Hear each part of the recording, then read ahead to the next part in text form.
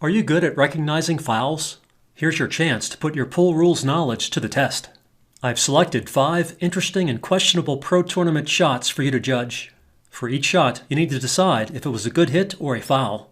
Keep track of your answers so you can see how you did after I show and explain the correct calls. Okay, here are the 5 shots. I will show each 3 times. Be sure to write down your answer, good or foul, for each numbered shot.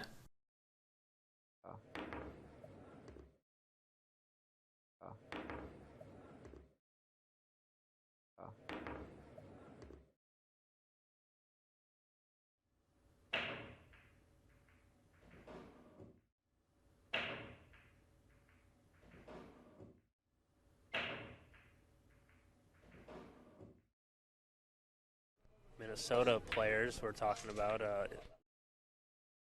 Minnesota players we're talking about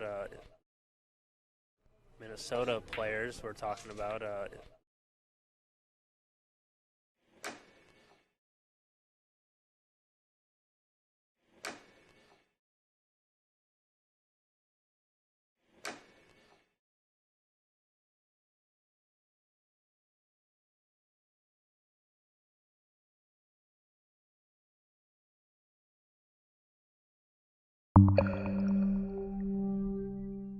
Did you write down your calls for each of the 5 shots? If not, review the previous section. Spoiler alert, I'm about to show the correct answers.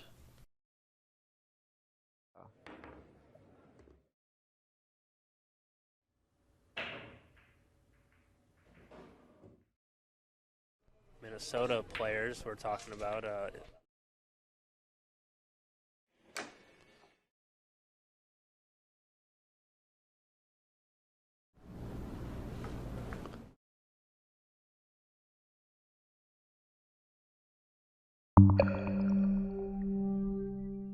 Here, Oi was trying to draw back to the cushion with bottom left spin to get the cue ball beneath the line of the 2, so he could easily get shape on the 3 up table. The shot was called good. He came up a little short and had to play a safety on the 3 next. To call a foul here, there must be clear evidence of a double hit. The cue ball did go forward before drawing back, which could indicate a double hit foul, but his cue was elevated, which can cause the cue ball to jump a little and hop forward off the object ball. Therefore, the ref made the right call of a good hit here. I recreated each of the shots to show what good and bad hits look like. I include multiple views so you can see all angles and gap sizes. Here's an example good hit. That was very close to the action Oi got on his shot. The shot was clearly not a foul. Notice that the cue ball jumped a little but didn't really go forward much after hitting the object ball. This one bounces forward and is almost a double hit, but it also appears to be a good shot.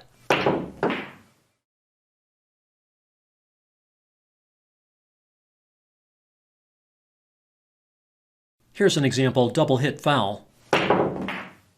Did you notice the double hit, evidenced by how far the cue ball hopped forward before drawing back? Again, without clear evidence of a double hit foul, Oi's shot was correctly called good. This is what Oi meant to do. Draw back with left spin to get the cue ball to go below the line of the 2, allowing for easy shape on the 3.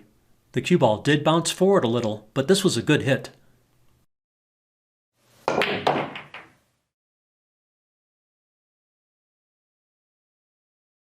Here's another example. Again, notice the cue ball hop forward with a good hit. Also notice the pocket cheat used to create a favorable angle off the cushion.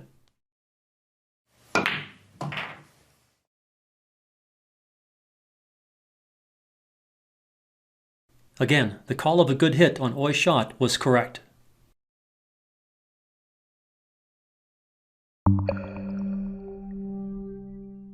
Here, Harriman was playing straight pool and called the wired combo kiss of the 6 off the 14 into the side pocket.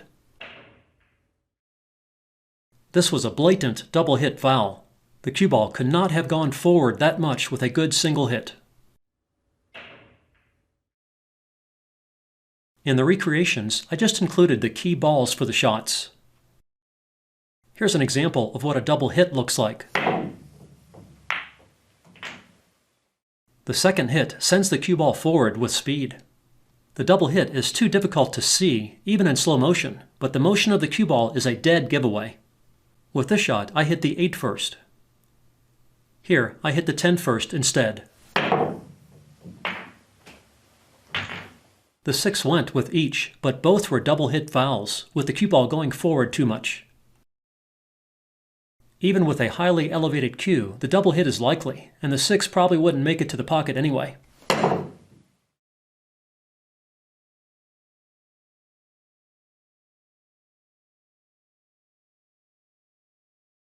One way to understand double hit fouls like this is to think about how the balls would react if the cue ball were farther back, where a double hit is not a concern. Here's an 8 first hit. Clearly, the cue ball did not go forward as with the double hit shots, and it drew back immediately. Here's a 10 first hit.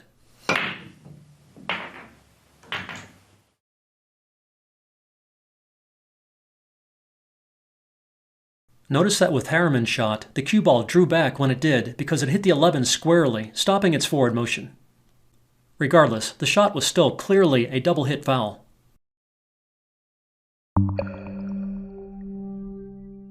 Here, Filler was trying to get a legal hit on the 2 first, but he barely had room to clear the pink 4. He fluked a 9, which would be a win, assuming he hit the 2 first. Minnesota player. If he instead hit the 9 first, the shot would be a foul, and the 9 would spot with ball in hand to the opponent. Even in slow motion, it is impossible to see which ball was hit first. Although, it appears that the cue ball came off the tangent line of the 2 and then the tangent line of the 9, sending it forward off the 6. There is definitely no clear evidence of a foul here, in which case the benefit of the doubt should go to the shooter.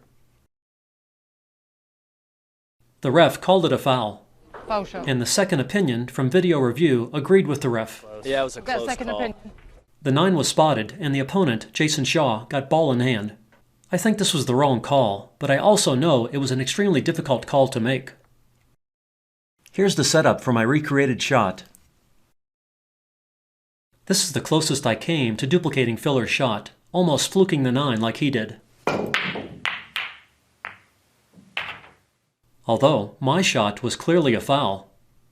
Again, it is difficult to see the 9 first hit, even in slow motion, but the cue ball clearly came off the tangent line of the 9 and hit the 2 squarely, mostly stopping its motion.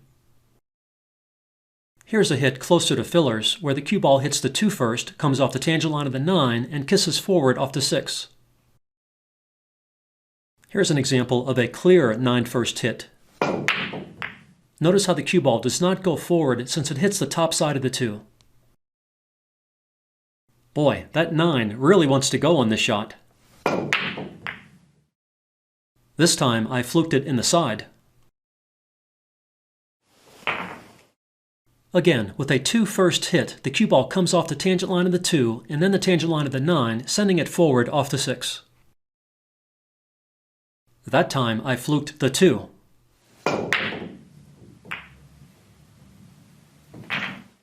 Again, Filler's shot appeared to be a good hit, with the cue ball coming off the tangent line of the 2 and then the tangent line of the 9, sending it forward off the 6. There was definitely no clear evidence of a foul.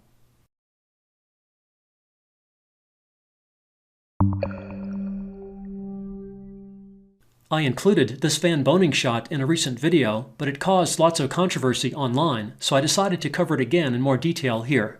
The ref called it good, and the commentators agreed. He hit it, and he made it. Bill says nothing and walks out of the arena, an indication of a good hit. Nice call.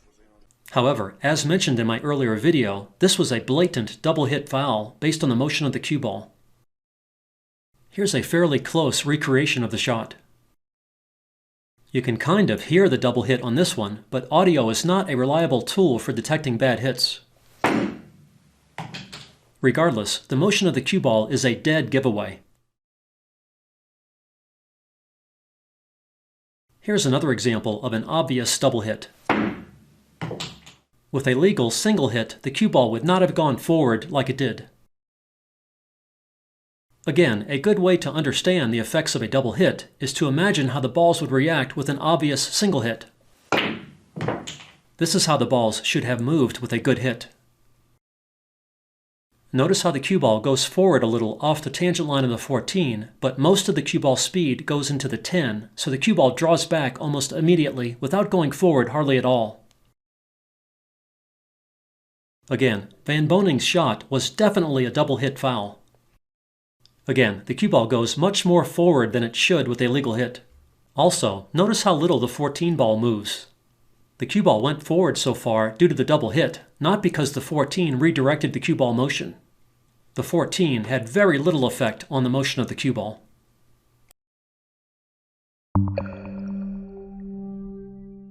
Here, playing 8-ball, Manalo decided to play safe by hiding the cue ball behind the 6. The ref called the shot a foul, thinking the cue ball hit the cushion first and then the 6, with nothing driven to a cushion after the hit on the 6. This was a bad call. There was definitely no evidence of a cushion first hit. Remember, when there is no clear evidence of a foul, the benefit of the doubt must go to the shooter.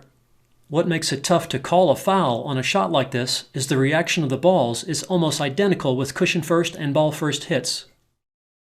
Here's a clear ball first hit. And here's a clear cushion first hit.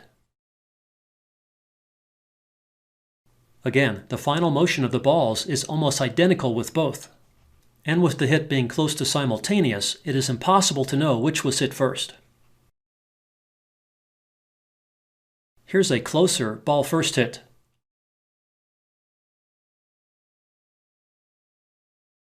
And a close cushion first hit.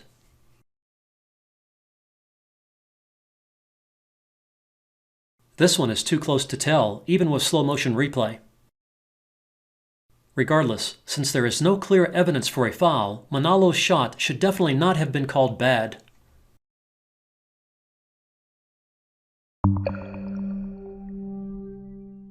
How did you do with your calls?